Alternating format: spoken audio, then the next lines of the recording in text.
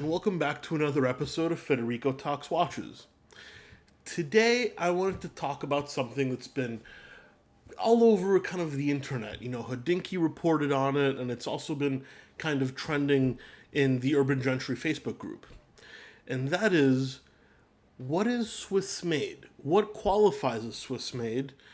And, also, what do I think about the FTC's ruling on having Shinola remove their built in Detroit moniker? Well, before we get started, we have to do the customary wristwatch check. Today, I'm wearing the pre-ceramic sub on a Bond NATO, perfect for the warm weather we're having here in New York. And this piece is certainly one that qualifies for the Swiss-made moniker. So, before shooting this video, I did a little Googling and a little research, and the requirements for Swiss-made and built in Detroit or made in America are actually quite different. So why don't we start with Swiss-made first? 60% of the value of your Swiss watch has to be Swiss-made parts. Now, that other 40% can come from anywhere, and in fact, it does. That's why when a lot of companies say they're a fully integrated manufacturer or fully in-house, it usually means that it's 100% Swiss-made. You'd be surprised how many watch parts for these luxury Swiss brands actually come from China. Now, the biggest offender in terms of parts that are usually imported are crystals. A lot of crystals, sapphire crystals, come from China.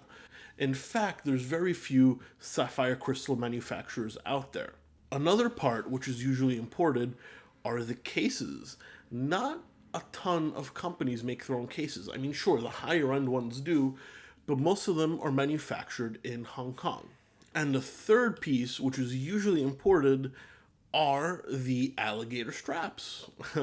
Most alligator straps, the alligator comes from right here in the United States in Louisiana, and most of them are actually hand-stitched either in America, in Germany, or in France, and of course some of them in China as well. So, to qualify for Swiss made, 60% of the total value of your watch has to be Swiss parts. Now, there's some brands, of course, where it's closer to 100, well, let's not say 100, let's say 99%. And that is Rolex, 99% Swiss, Patek, Piaget. In fact, did you know the largest supplier of hairsprings to the watch industry is Seiko? A lot of your Swiss watches have Seiko hairsprings.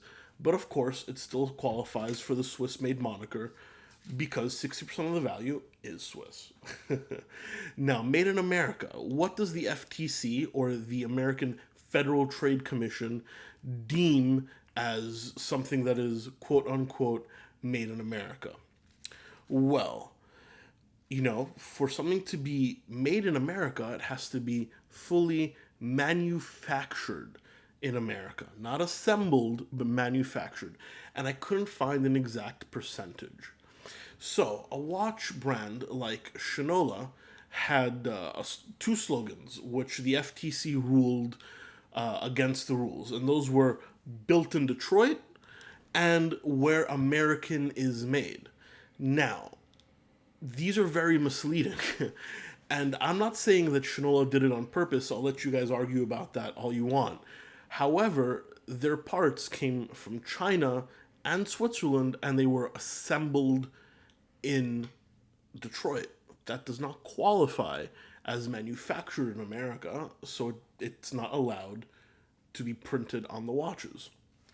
In fact, they had to add, I'm just looking at my notes here, they had to add a qualifying statement to their watches, so they can still use built in Detroit. However, they had to add the statement with Swiss imported parts, because, of course, it is not fully manufactured in America. This is a little bit nitpicky, because I almost feel that Shinola wanted to cash in on the whole built in America thing, as a form of pride, and I can see where that comes from. However, According to the FTC, it is simply not true and very misleading. Shinola had to change their two slogans and have to restamp all their leather goods and cases to either not say built in Detroit or to add the qualifying statement I just mentioned with Swiss imported parts. I say bravo. I mean, there's enough deception in the watch industry as is. Nowadays, you really don't know what's going on. I mean, some of the, and I applaud some of the smaller manufacturers. If you look at the bottom of the dial, they say Swiss MVT. That usually means Swiss movement, which, is not the same thing as Swiss made. That simply means the movement is Swiss and the body was manufactured elsewhere. I would like to call for more transparency in this industry, especially when the products cost so much and you think you're getting this prestige of Swiss made or manufactured in America, when it is simply not true. Now, a lot of this information can actually be found on Hodinkee. I'll leave a link to the article below, where Hodinkee actually had a great interview with the FTC in regards to this little Shinola pickle of ours. And, rightfully so, the FTC concluded that Shinola was just cashing in on the American-made moniker. Anyway, guys, what do you think? Leave me a comment in the comment section below. And I also want to let you guys know we just hit 5,000 subscribers. That is fantastic. Thank you guys so much. And I have not forgotten the promised State of the Collection video, which should come out probably Wednesday or Friday. The State of the Collection will be out. And don't forget to keep hitting that subscribe button. I'm very, very surprised we've grown so quick. I mean, we're almost at 5,100 subscribers and it's been less than 3 months. Who knew so many people like to watch me on camera and talk about watches? Anyway, guys, thank you so much for sticking around for another episode of Federico Talks Watches, and I'll catch you guys in the next one. Take care.